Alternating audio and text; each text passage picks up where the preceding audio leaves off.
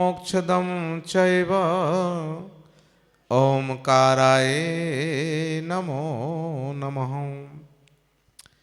मंगलम भगवान वीरो मंगलम गौतमो गणी मंगलम कुंद कुंदार्यो जैन धर्मोस्तु मंगलम। सरस्वती नमस्तुभ्यं वरदे कामरूपिणी विद्यारंभं करिष्यामि सिद्धिर्भवतु मे सदा। गुरु से बढ़कर कुछ नहीं दुनिया में धंधा, चरण छुए तो मिल गए तीरथ चारों धाम। बोलिए 1008 आदिनाथ भगवान की।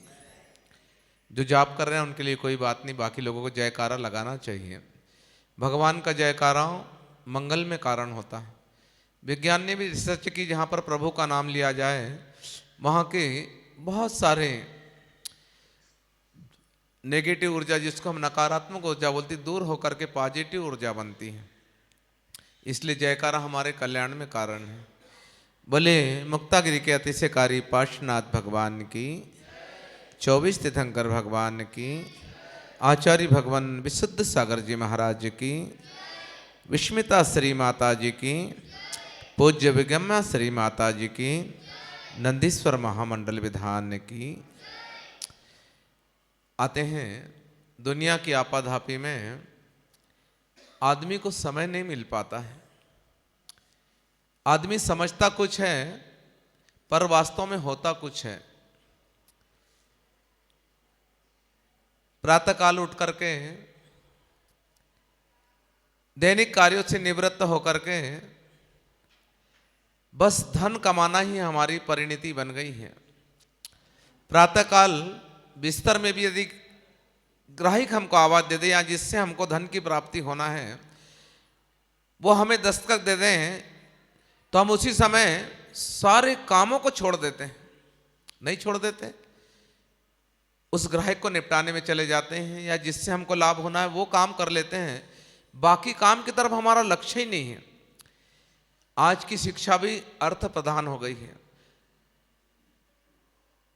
जिस शिक्षा के अंदर ज्यादा बड़ी जॉब मिले, ज्यादा बड़ी नौकरी मिले, वो शिक्षा हम हमारे बेटों को देते हैं, बेटियों को देते हैं, स्वयं करते नहीं करते आज।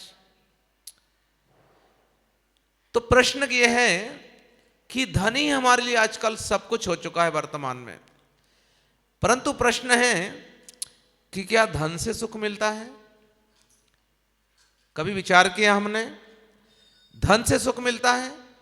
धन कुछ तो हो सकता है, बहुत कुछ हो सकता है, पर धन सब कुछ नहीं हो सकता है। आज धन के पीछे आपने देखा नहीं कितने प्रकार के अनर्थ हम कर लेते हैं। जिनको हमने अच्छा समझा है वही हमारे साथ धन के लिए दगा कर लेता है। नहीं कर लेता, देखा होगा आपने। जिसको अपने अच्छा समझकर अपना पार्टनर बनाया, बिजनेस में राजदार बनाया, वही धन के लालच में हमको दगा नहीं दे देता। अरे यहां तक कि अभी हम भिलाई गए थे, भिलाई में 3 भाई थे। एक भाई की अचानक मृत्यु हो गई। उनके छोटे छोटे 2 बेटे, उनने 20,000 रुपये महीना देने का उनको करार कर लिया। बाद में उनके पास लोभ आया कि करोड़ों की जायदाद है। दोनों भाई ने हेरा फेरी करके अपने नाम से रजिस्ट्री करा ली। बेटों का बिल्कुल ध्यान नहीं रखा। छोटे छोटे नन्हे अबोध बालक, 15-15, 20-20 साल के, जिनने कभी दुनिया नहीं देखी। उनने अच्छा किया क्या? प्रश्न है। अच्छा किया क्या? उन बेटों के साथ दगा करके। उसके बाद में वहाँ अरविंद जी जैन हैं, वहाँ के मंत्री है भिलाई, उनने ये बात हमसे शेयर की। वो सामने बीच में पड़े, वकीलों से मिले और उन बेटों के लिए उनका हक दिलाया। प्रश्न ये है कि उस दौलत से हम करेंगे क्या? प्रश्न ये है कि वो दौलत हमारे कहाँ तक काम में आएगी। आते हैं, एक छोटा सा प्रसंग सुनते हैं कि दौलत के प्रति हमारी आसक्ति हमारा कैसे कल्याण करती है और कैसे अकल्याण करती है। एक बार एक व्यक्ति ने अपने आराध्य की आराधना की है। एक कहानी समझ के सुनना, परंतु उससे सार लेना, बाकी चीजों को छोड़ देना। कहानी से हम समझने वाली बात की वास्तव में हकीकत क्या है। तो उस व्यक्ति ने अपने आराध्य की आराधना की। आराध्य मतलब अपने पूज्य की आराधना की। तो आराधना करने से जिनकी आराधना की वो देवता उनके लिए प्रसन्न हो जाते हैं और कहते हैं कि वर मांगो, तुम्हें क्या चाहिए। उन्होंने कहा कि एक शर्त है कि तुम जो मांगोगे तुम्हारे पड़ोसी को दुगना मिलेगा।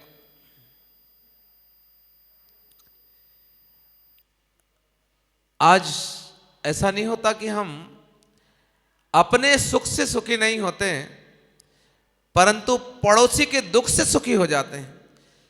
पड़ोसी यदि दुखी है तो अपने को बहुत आनंद आता, नहीं आता ऐसा कि वाह बेटा बहुत मजा लेते हैं हम, अब इसको पता चल रहा दाल आटे का भाव। हमसे बड़ा कोई नहीं होना चाहिए, हमसे सुखी कोई नहीं होना चाहिए। हमारी मेंटेलिटी, हमारी मानसिकता ऐसी नहीं है। प्रश्न है तो अपने दुख से हम जितना दुखी नहीं है उतना हम पड़ोसी के सुख से दुखी है। हमारा पड़ोसी हमसे पैसे वाला हो जाए, उसका रुतबा हमसे बड़ा हो जाए, तो फिर रातों की चैन हराम हो जाती है। उस व्यक्ति को भी जब आराध्य उनका देव प्रसन्न हो गया तो उस देव ने कहा कि जो मांगोगे वो मिलेगा, परंतु तुमको जितना मिलेगा तुमसे डबल तुम्हारे पड़ोसी को मिलेगा। तुमने यदि ये अपने लिए एक भवन मांगा तो पड़ोसी के लिए 2 भवन मिल जाएंगे। तुमने अपने लिए 1 लाख रुपए की राशि मांगी तो पड़ोसी को। अब तो उन्होंने कहा यार कि मेरा तपस्या करना बेकार हो गया। मन में उसके हलचल मच गई, परंतु वो भी बड़ा सातिर दिमाग का था। हमारी बुद्धि को हम जिस तरफ लगाए ना उस तरफ लग जाती। बुद्धि आपने देखी होगी ना, एलोपैथिक की गोलियां प्लेन होती हैं, उसमें जैसा मदर टिंचर डालते हैं वैसी गोली बन जाती है। ठीक है ना, खांसी की दवा बनाना है उसमें तो खांसी में प्रयुक्त होने वाला मदर टिंचर और गोली में डालकर हिला दी जाए तो वही गोली दिखने में एक जैसी दिखती है, खांसी की दवा बन जाती। उसी गोली में, प्लेन गोली के अंदर यदि हमने सिर दर्द की दवा डाल दी बंद होने की तो गोली वैसी बन जाती है ना। तो ऐसे ही क्या है, हमारी बुद्धि भी प्लेन होती है। बुद्धि को हम जिस तरफ डाइवर्ट करें उस तरफ चलने लगती है। बुद्धि खोटे काम में नहीं चलती क्या। तो उसने भी अपनी बुद्धि का प्रयोग उल्टे तरफ किया। उन्होंने कहा मेरा पड़ोसी को डबल मिल जाए तो मेरे को क्या तकलीफ है भैया, मेरे लिए तो खुशी की बात है।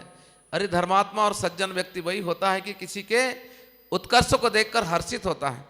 किसी की, बोलते हैं ना हम, देख दूसरों की बढ़ती को, बोलो ना। पर हम ऐसा करते हैं कि रोज पढ़ते हैं, नहीं करते कि रहे भावना ऐसी मेरी सरल सत्य व्यवहार करूं, पर झूठा व्यवहार नहीं करते। हम कठिन व्यवहार नहीं करते, सरल व्यवहार करते हैं क्या। पढ़ते जरूर है हम कि देख दूसरों की बढ़ती को कभी नहीं ऐसा भाव धरूं, परंतु कोई हमारे सामने निकल जाता है, अरे कब से पैसे वाला हो गया वो, नहीं बोल देते हम ऐसा। कब से बात आ गई उसको, उसके हम वो दिन हमने देखे हैं। अरे हमको खुशी होना चाहिए कि हमारा भाई, हमारा साधर्मी, हमारा पड़ोसी यदि उन्नति को प्राप्त हो रहा तो जिसको प्रसन्नता होती ना, वास्तव में उसको धर्मात्मा कहते हैं। अपने आप से पूछना, आप कभी अपनी छाती पे हाथ रख के निष्पक्ष विचार करना कि दूसरों की बढ़ती को देख करके हम प्रसन्न होते हैं क्या। ये इसी का नाम धर्म है। धर्म कोई अलग चीजें नहीं है। नमो हरिहंताणम नमो सिद्धाणम में भगवान की आराधना करना है तो धर्म है ही, परंतु भगवान कैसे बने। भगवान को तो सब मानते हैं पर भगवान की कोई नहीं मानता। कोई कोई मानते हैं जब तो चल रहा काम, अधिकतर नहीं मानते थे। मंदिराचा धर्म है। मंदिर में आते ना हम तो घंटी बजा के आते। क्यों आते हैं? घंटी बजाने के पीछे रीजन क्या है? पुनः अपन विषय पे आ जाएंगे, चिंता मत करो, परंतु विषय के साथ में बहुत सारी चीजें हमको समझ लेनी चाहिए। घंटी क्यों बजाते हैं मंदिर में? मंदिर आते वक्त घंटी बजाने के दो रीजन हैं कि मंदिर में अकेले दर्शन करने वाले हम नहीं होते। शास्त्रों में लिखा है कि अदृश्य रूप से बहुत सारे यक्ष यक्षिणी देवी देवता जिन्हें भगवान के दर्शन आराधना करने आते हैं, और जैसे हम घंटी बजाते हैं वो सावधान हो जाते हैं, हमको मार्ग दे देते हैं। और कदाचित हमने बिना घंटी बजाए आ गए तो उनको पैर आदि लगने से या उनका स्थान जिस पे वो आराधना कर रहे हैं वहाँ अवरोध करने से वो हमारा अहित भी कर सकते हैं। बिना पूछे यदि हम किसी के घर में चले जाएं या अपने मित्र के घर में भी चले जाएं, इसका नाम सज्जनता नहीं है। कहीं भी जाते हैं तो दस्तखत देकर जाते हैं। घर में यदि हमारे यहाँ बहू भी आ गई ना तो बड़े बूढ़े दरवाजे पे खास कर खकार कर अपने उपस्थिति का एहसास कराकर प्रवेश करते हैं। इसका नाम नीति है। तो घंटी बजा करके हम सचेत करते हैं उनको। पहला कारण तो यह है। दूसरा कारण यह है कि हमारा सत्यांश काय के ज्यादा है संसार के। संसार में लेना देना इसके उसके सारे विचार नहाते भी चलते हैं, मंदिर में आते तक चलते हैं। जैसे ही हम घंटी बजाते हैं बाहर के विचार हमारे भंग हो जाते हैं और हमारा ध्यान परमात्मा के श्री चरणों में लग जाता है। बाहर का ध्यान भंग करने के लिए घंटी बजाते हैं। कई बार अपने ध्यान में कोई गुम रहता तो हम उसके सामने ताली नहीं बजा देते तो एकदम होश में आ जाता, हाँ भैया क्या कह रहा, नहीं होता ऐसा। तो उसके लिए भी घंटी बजाते हैं हम कि घंटी बजाने से बाहर के सारे हमारे तारतम्य टूट जाए और प्रभु से हमारी लगन लग जाए। होता है ना हमारे साथ ऐसा। तो इसलिए घंटी भी बजाई जाती है। तो हमारा विषय था कि घंटी बजा करके तारतम्य को तोड़ना। परंतु कई बार क्या है, घंटी बजाओ नहीं तुम घंटा बजाओ कुछ भी करो, उसकी धारा टूटती नहीं है, पक्का व्यक्ति रहता है।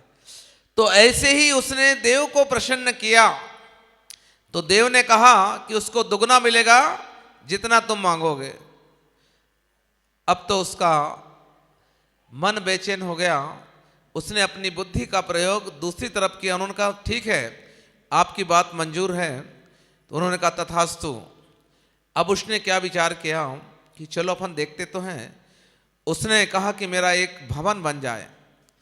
तो एक भवन बन गया तो उसके पड़ोस में पड़ोसी का 2 भवन बन गए।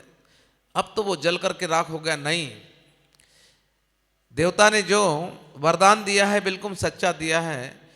अब उसकी बुद्धि पहले तो सोच के रख लिया था। उसने कहा कि इसका मैं कैसे बुरा करूं, क्योंकि हर व्यक्ति सोचता है कि मैं ही अच्छा रहूं। फिर उसने विचार किया कि मेरे घर के आगे एक कुआं खुद जाए। खुशी की बात है कि नहीं। जो दुर्जन वृत्ति का लोग होता ना उनके लिए खुशी की बात है कि मेरे सामने एक ही तो कुआं खोदेगा, पर उसके घर के सामने कितने खुद जाएंगे। वरदान क्या है कि जितना मुझे मिलेगा उससे डबल पड़ोसी को मिलेगा। एक कुआं खोदा तो उसके सामने 2 कुआं खुद गया। उसके बाद में उन्होंने कहा कोई बात नहीं, मैं एक हाथ से काम कर लूंगा। उन्होंने कहा मेरा एक हाथ टूट जाए, पड़ोसी का कितने हाथ टूटे, वो तो बेचारा कोई काम का ही नहीं रहा। उसके बाद में उसने कहा अभी मजा नहीं आया, अब इसको और तकलीफ देना है, क्योंकि जिसके मन में ऐसी कलुषता होती ना वो धर्मात्मा नहीं हो सकता। तो उसने कहा कि मेरी एक आंख फूट जाए। अब सामने वाले का पूरा जीवन ही नष्ट हो गया, क्योंकि आंखों के पर्दे बंद होते ही सारी दुनिया में हमारे में जमीन आसमान का अंतर हो जाता है। जब तक कि आंख खुली है सब हमारा है, आंख बंद होते ही कौन किसका है। तब वो सोच लेता है कि मेरी एक आंख नष्ट हो जाए तो पड़ोसी की दोनों आंखें नष्ट हो जाती।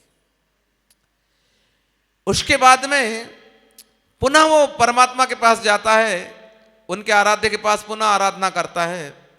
एक तो ये उसका दुर्गुण हो गया। फिर भी उन्होंने कहा चलो इसको सबक सिखाना चाहिए। पुनः अब क्या बात है बता, प्रश्न हो गए।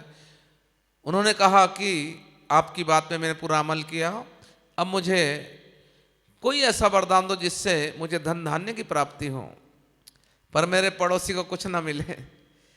तब उन्होंने कहा कि तुझे क्या चाहिए। तो मुझे सोना बड़ा प्रिय है। सोना मतलब स्लीपिंग नहीं, गोल्ड।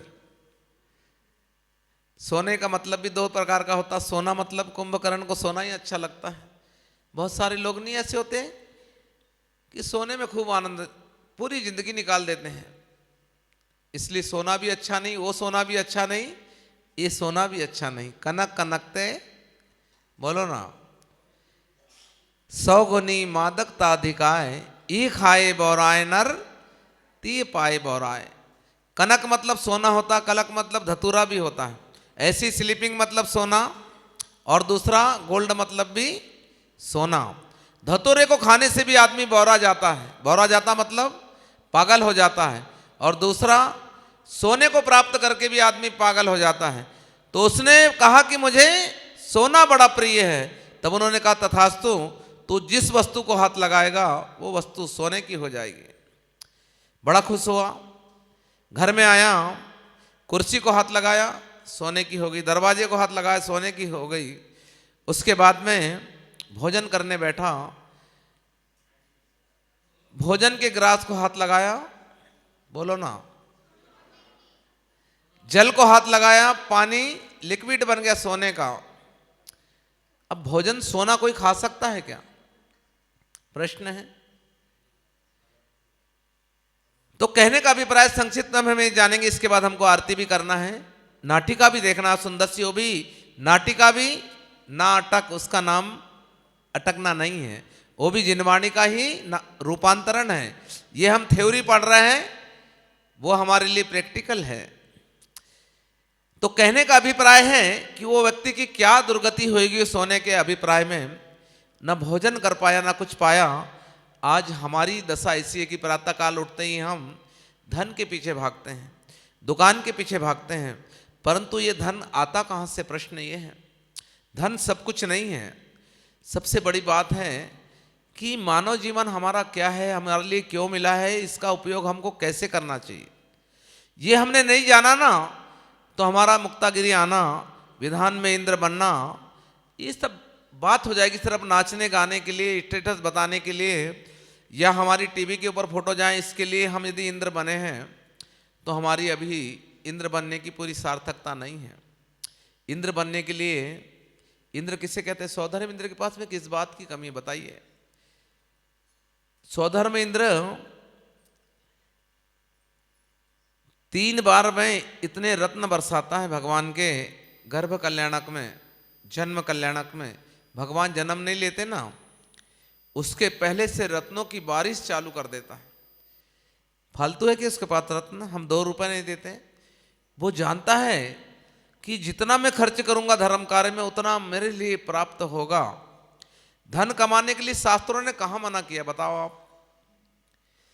किसी शास्त्र में पढ़ा आपने कि मनुष्य को धन नहीं कमाना चाहिए? बस 5-7 मिनट में अपनी बात पूरी करेंगे। किसने, कौन से शास्त्र में लिखा है कि धन नहीं कमाना चाहिए? तो सौधर्म इंद्र के पास में इतना धन होने के बाद में भी वो धन कहां लुटाता है? प्रभु के श्री चरणों में लुटाता है। और जितना लुटाता है उतना आता है। ज्यों ज्यों खर्चे त्यों त्यों बढ़े, बिन खर्चे घट जाए। तुलसी पंछी के पिए घटे न सरिता नीर, दान दिए धन खूब बढ़े, कह गए दास कबीर। तो कहने का अभिप्राय कि प्रातःकाल उठकर के हम धन के पीछे भागते, तो धन कमाने का मना नहीं है, परंतु धन के पीछे आसक्ति सबसे बुरी बताई है। इसलिए हमारी विद्या व्यवसायिक हो गई है कि जिससे ज्यादा धन मिले ऐसी पढ़ाई हम करते हैं, जिसमें ज्यादा लाभ हो ऐसी दुकान हम करते हैं। दुकान करते करते नीति का कभी ध्यान नहीं रखते, बेईमानी हो के प्रकार कैसा भी धन आना चाहिए। 30 के 300 बनाने में हम गुरेज नहीं करते हैं, नकली माल बेचने में गुरेज नहीं करते हैं, असली के नाम पे नकली टिका देते हैं। धन तो आ जाता, पर धन के साथ कमाया हुआ पाप यहां भी साथ देता है और वहां भी साथ देता है। धन लेकर के कौन साथ जा सकता है? कहीं व्यवस्था नहीं है। इसलिए जिनवाणी में कहा है कि धन कमाने का कहीं मना नहीं है। इसलिए नीति शास्त्र में कहा है कि कमाओ नीति से, खर्च करो रीति से। नीति से कमाना है, रीति से खर्च करना है। कमाओ, नीति से खर्च करो, रीति से, और घर में रहो, बोलो ना, प्रीति से। जो नीति से धन कमाता है उसका जीवन खुशहाल बनता है, धर्म सिखाता है। कहते हैं ना कि अन्याय और अनीति से कमाई हुई कमाई अधिकतम 10 साल तक टिकती है, पुण्य रहा तो 11वें साल मूलधन सहित नष्ट हो जाती है। जिनवाणी में लिखा है, कई हमारे सामने ऐसे उदाहरण हैं। एक छोटी सी सत्य घटना आपको 2 मिनट में सुनाता हूं, हमारा जीवन सार्थक हो जाएगा। दिनेश आर्य करके हमारे नगर में एक सेठ है, कलार समाज का आर्य है।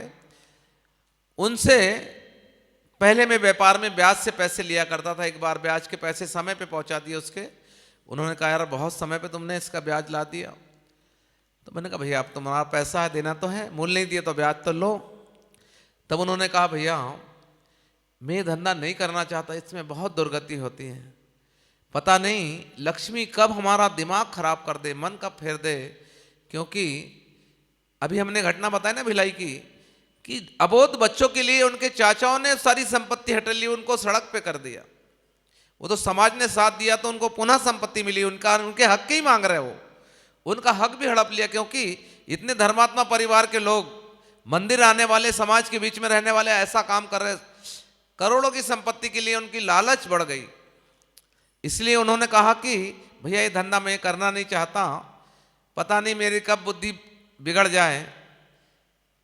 तो हमने कहा, ऐसा क्यों कह रहे? तब उन्होंने कहा कि एक सत्य घटना बताता हूं कि भैया एक जमींदार परिवार, बहुत जमीन जायदाद, उन पे भी पैसे की जरूरत पड़ जाती, तो उन्होंने अपने पैर में सोने की कड़ी पहनते हैं महिलाएं। ग्रामीण समाज में सोने की कड़ी होती, ठोस होती हैं। तो उनके पास बाप दादे की खानदानी सोने की कड़ी थी। तब उन्होंने, एक पैसे वाले सेठ जी थे, उनके यहाँ पर उस जमींदार ने उस सोने की कड़ी गिरवी रख दी। गिरवी रख दी, पैसे ले आए। उसके बाद में फसल आई, पैसे हुए तो ब्याज सहित पैसे दे दिए और वो कड़ी लेकर के वापस आ गए। 4 साल 6 साल बीत गए, 8 साल बीत गए। उसके बाद में घर में ऐसी शादी का प्रसंग आया। तब उन्होंने कहा कि अरे कड़ी सोने की पहनता कौन है, इसको मोड़ करके हम हमारी बहू के लिए आभूषण बना लेते हैं। तो वो कड़ी को लेकर के सुनार के पास पहुंचे, सोनी के पास पहुंचे, और वो उन्होंने पैर की कड़ी सोनी को दी कि भाई इसके गले का हार बना दो, अंगूठी बना दो, जो कंगन बना दो। तब उन्होंने उसको कसौटी पे कस के जो चेक किया, तो उन्होंने कहा तो सोना है ही नहीं, तो नकली है। उन्होंने कहा ऐसा हो नहीं सकता, हमारे बाप दादाओं की खानदानी हमारी कड़ी है। तब उन्होंने कहा कि यार नकली कैसे हो सकती। पर उनको ध्यान आया कि यार हमने उस सेठ जी के पास में गिरवी रखी थी, पर सेठ जी तो बहुत ईमानदार है, इन्हें क्या क्या किया होगा। तो सेठ जी के पास गए, तो सेठ जी ने कहा भैया तुमने जैसी दी वैसी हमने तुमको दे दी। उन्होंने कहा कोई बात नहीं, बात आई गई हो गई, कुछ कर भी नहीं सकते, कोई लिखा नहीं, कोई पढ़ी नहीं। पर कहते हैं ना कि उसकी लाठी बेआवाज होती है। यहां कोर्ट में हम रिश्वत देकर के बच सकते हैं, पर तुम वहां रिश्वत नहीं चलती है। किसी को कुछ भी नहीं पता। जो जमींदार था उसने कड़ी को भूल गया, उन्होंने कहा कोई बात नहीं भैया, अपना पुण्य नहीं था। वो भी खुश हो गया, उन्होंने कहा अपना बेवकूफ अच्छा बनाया। परंतु जिसके यहां कड़ी गिरवी रखी थी, वो सेठ अंतिम समय में मरने के लिए जब आया, इतना तड़पता था, प्राणी नहीं निकलते थे, इतना तड़पता था, उसके प्राणी नहीं निकलते थे। डॉक्टर ने कह दिया, नब्ज देखते थे भैया इसके यार अब अंतिम समय आ गया। परंतु थोड़ी देर रहता और उसके बाद जब चिल्लाता प्राणी निकलते, इतनी तड़पन, इतनी तकलीफ थी उसको। तब उससे पूछा भैया क्या बात है। तब उसने कहा, रहा नहीं गया कि भैया उस जमींदार को बुलाओ। जमींदार को बुलाया गया, सारे समाज के लोग, परिवार के लोग बैठे हैं। तब उसने कहा भैया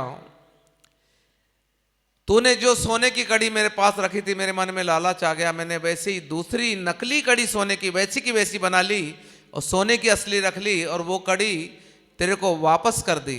मैंने तेरे साथ धोखा किया, परंतु उस धोखे का परिणाम है कि मेरे मन में इतनी ग्लानि, इतनी बेचैनी, संकलेश परिणाम है कि मेरे प्राण नहीं निकल रहे हैं। उन्होंने अपने बेटे से कहा कि भैया इनकी कड़ी के मूल्य का रुपए इनके पास लौटाओ। उनके बेटों ने उसके लिए रुपए लौटाए, तब शांति के साथ में उसके प्राण निकले। इस सत्य घटना उस दिनेश आर्य ने मुझे बताई। इसलिए भैया मुझे अपनी दुर्गति नहीं करवाना है, इसलिए मैं ब्याज का पैसा सिर्फ जरूरतमंदों को देता, पता नहीं कब मेरी बुद्धि भ्रष्ट हो जाए। इसलिए धन हमारे लिए कब दगा दे दें, इसलिए दगा किसी का सगा नहीं, किया ना हो तो कर देखो, और जिसने दगा किया जाकर उसका घर देखो। जो भी बेईमानी करता है ना उसका घर नष्ट हो जाता है, ये जिनवाणी समझाती है। इसलिए प्रातःकाल उठते ही धन के पीछे तो भागो, परंतु साथ में धर्म करना भी मत छोड़ो। बस 4 पुरुषार्थ भगवान ने बताए हैं कि धन कमाने का मना नहीं। पहला है धर्म पुरुषार्थ। बहुत सारे लोग धन के पीछे नहीं पागल होते, तो धन कमाने का कहां मना किया, तो कहा है सबसे पहले धर्म करो। पहला पुरुषार्थ अर्थ रखा क्या उन्होंने, भगवान ने। कोई भी तुम रामायण देख लो, महाभारत देख लो, मुस्लिमों से पूछ लो, तो पहले कहते हैं कि नेकी करो। वो कहते हैं पहले 5 वक्त की नमाज करो, तब तुम्हारा फर्ज ज्यादा होगा। गीता में लिखा है स्वयं नारायण श्री कृष्ण ने कि पहला पुरुषार्थ क्या है, धर्म पुरुषार्थ। पर आज धर्म करने के लिए हमारे पास समय नहीं। प्रातःकाल उठ करके धन कमाने की तो हमारे पास व्यवस्था है, दुकान जाने की तो व्यवस्था, पर समय निकालकर भगवान की भक्ति करने का हमारे पास समय नहीं है। बाकी चीजें हम थोड़ी देर बाद और समझ लेंगे, कल समझ लेंगे। तो कहने का अभिप्राय, पहला पुरुषार्थ धर्म पुरुषार्थ, दूसरा अर्थ पुरुषार्थ। धन नहीं कमाए तो आदमी बेकार है।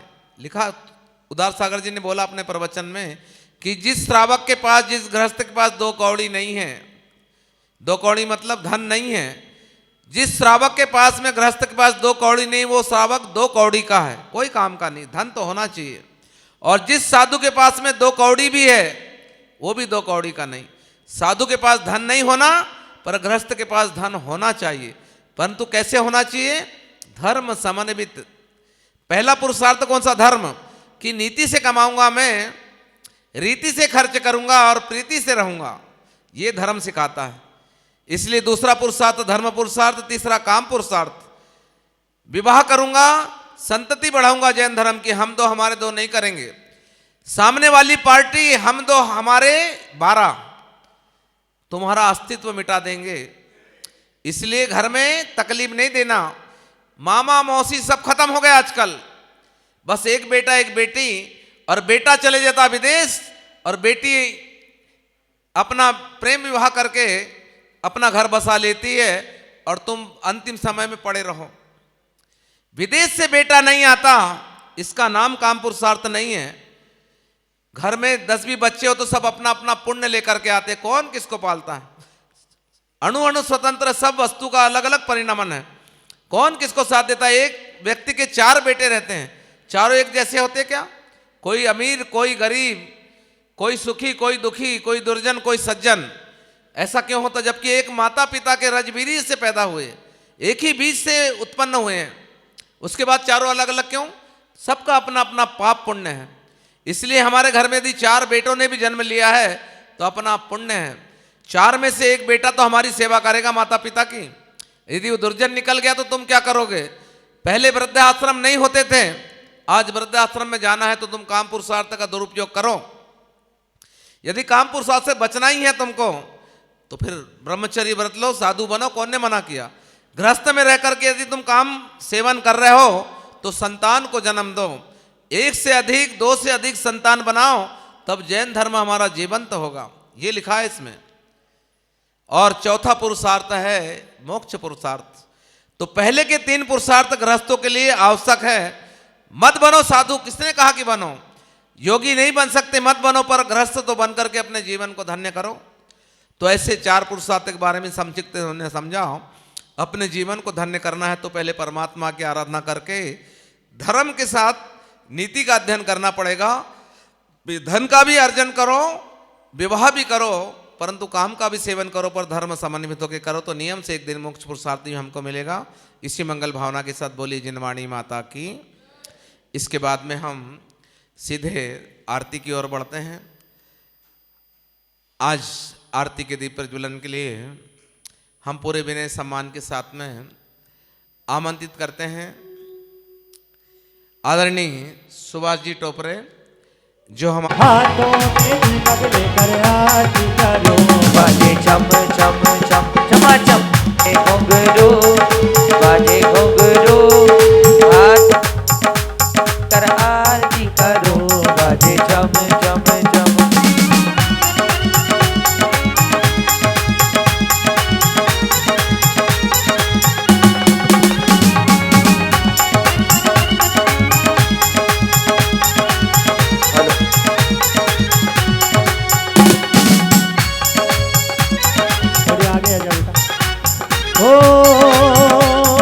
प्रभु को उठाया हाथी पे बिठाया, प्रभु को उठाया हाथी पे बिठाया, पांडु के मन में अभिषेक कराया, पांडु के बने अभिषेक कराया। इसीलिए बाबा तारी आरती करो, तारी आरती करो, हाथों में दीपक लेकर आरती करो। कर दे मेरा पार वीरा अलबेली सरकार, कर दो बेड़ा पार वीरा अलबेली सरकार। ओ वीरा अलबेली सरकार, वीरा अलबेली सरकार, ओ वीरा अलबेली सरकार, मेरी अलबेली सरकार। कर दो आए है, हम तो आए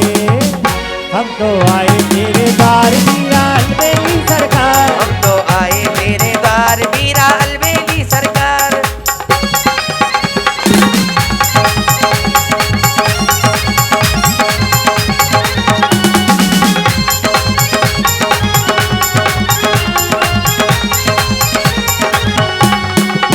हाँ जी, जो इंद्र लोग उधर साइड वाले इंद्र जो खड़े हैं, उनसे निवेदन है जरा झूमते हुए भक्ति के साथ ना जयकार बाबा रे बाबा। ओ तेरी हो रही जय जयकार बाबा रे बाबा। अरे बाबा रे बाबा हो मेरे बाबा रे बाबा। ओ बाबा रे बाबा मेरे मुक्तागिरी वाले बाबा। बाबा रे बाबा हो मेरे मुक्तागिरी वाले बाबा। ओ बाबा रे बाबा मेरे मुक्तागिरी वाले बाबा। हम सब आए तेरे द्वार वीरा अलबेली सरकार, हम सब आए तेरे द्वार वीरा अलबेली सरकार। जय हो।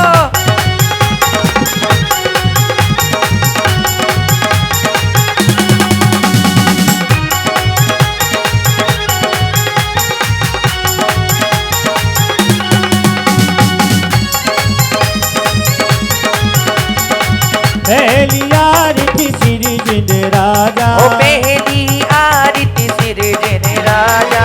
भगदति पारी उतार जिहाजा। भवे ददी पार उतार जिहाजा। दूसरी आरती सीतन तेरी। ओ दूसरी आरती से ददी तेरी। ओ तुमरन करत मिटे बाबो मेरी तेरी हो रे जय जयकार।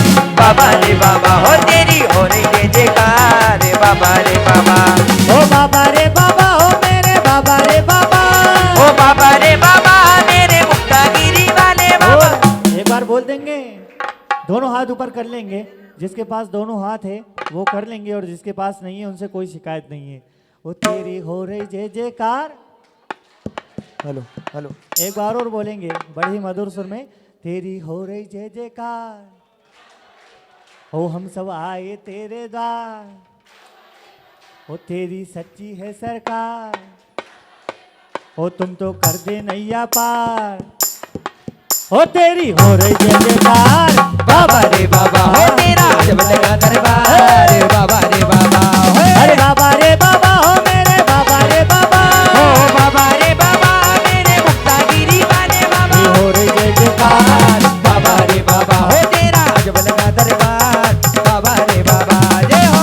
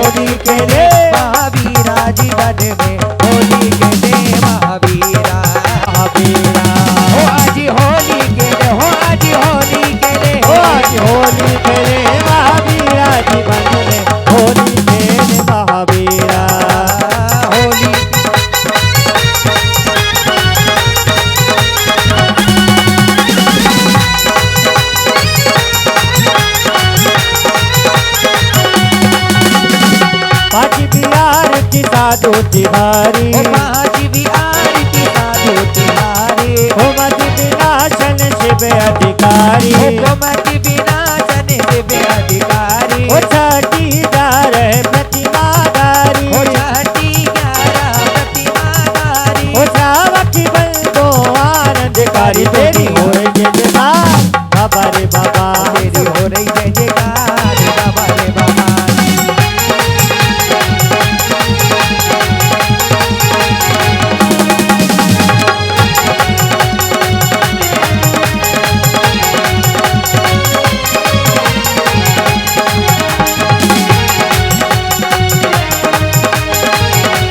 साथ भी आरती श्री जिनवाणी ओ सातवी आरती श्री जिनवाणी ओ ध्यानथ सर्व मोक्ति सुखदानी ओ ध्यानथ सर्व मोक्ति सुखदानी ध्यानथ सर्व मोक्ति सुनवानी तेरी हो रही तेरा जब लगा दरबार विराल बेली ओ सरकार तेरी हो रही जय जयकार वीराल मेरी सरकार ओ सीढ़ी सीढ़ी चलता जा जय माँ वीरा कहता जा ओ सीढ़ी सीढ़ी चढ़ता जा ओ जय महावीरा कहता जा ऊंचे नारों से कष्ट सभी मिट जाते हैं है इनके द्वारे से इनके द्वारे से इनके द्वारे से ओ इनके बारे से इनके बारे से सीढ़ी सीढ़ी चढ़ता जा क्या बात है हमारी इंद्रानियां तो बड़ी अच्छी भक्ति कर रही हैं लेकिन हमारे इंद्र लोग दोनों हाथ बांध कर खड़े हैं क्या बात है इनको आनंद नहीं आ रहा है क्या आपने इनको ट्रेनिंग नहीं दी क्या दरिया लहरी लहरी ले ओ ये तो सबका ओ ये तो सबका बने हर जाए तो दरिया लहरी लहरी लहराए ओ ये तो सबका बने हर जाए तो दरिया लहरी लहराए में होती बंद करे वो कभी तारी वो सुधा पाए वो आनंद छा गया देखो जी आनंद छा गया आनंद छा गया देखो जी आनंद छा गया अरे हमें खुशी है तुम्हें खुशी है हमें खुशी है तुम्हें खुशी है हमें खुशी है तुम्हें खुशी है हमें खुशी है तुम्हें खुशी है और देखिए जब भगवान का जन्म होता है नगरिया आज तो सारी बड़ी बलिहारी लागे नगरिया आज तो सारी बड़ी बलिहारी लागे वो जब जन्मे त्रिभुवन स्वामी जब जन्मे त्रिभुवन स्वामी वो क्यों लोग करे मनमानी क्यों लोग करे मनमानी नगरिया नगरिया नगरिया आज तो सारी मनिहारी लागे नगरिया आज तो सारी बड़ी मनिहारी लागे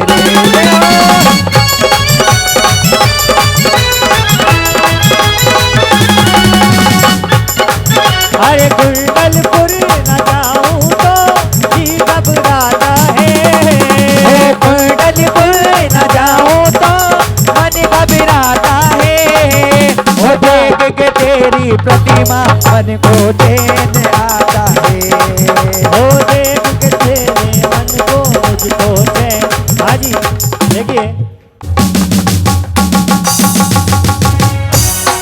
बोलो श्री आदिनाथ भगवान की जय हो पंखड़ा तोड़ के जाना मुक्तगिरी में ओ पंखीड़ा तो उड़ के आजा मुक्तगिरी रे पंखड़ा तोड़ के जाना मुक्तगिरी में हमारे वीरा से कोई वीरा से लगन लगी घर बसेंगे है वंदे सबसे बड़ा तेरा नाम हे आदि प्रभु मेरे आदि प्रभु बिगड़े बना दे सारे काम आज रे हे राम रे सबसे बड़ा तेरा नाम हे आदि प्रभु मेरे आदि प्रभु बिगड़े बना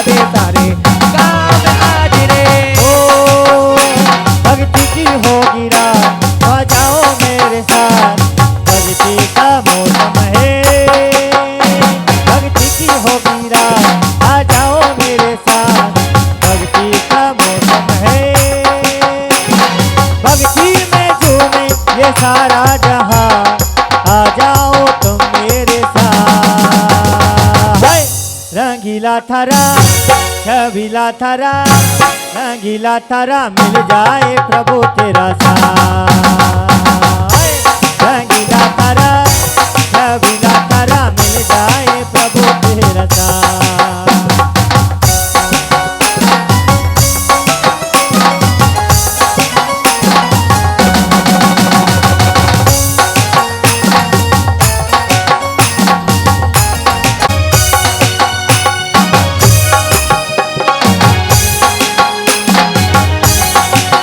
हे गुणगान करो रे गुणगान करो रे जय हो।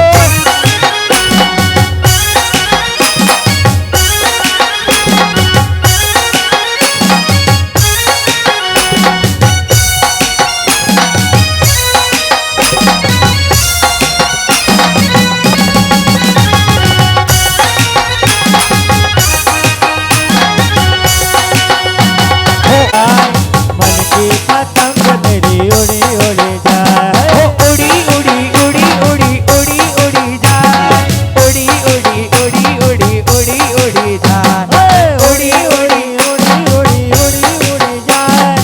उड़ी उड़ी उड़ी उड़ी उड़ी उड़ी जाए। ओ उड़ी उड़ी जाए, उड़ी उड़ी जाए, मन की पतंग देखो उड़ी उड़ी जाए।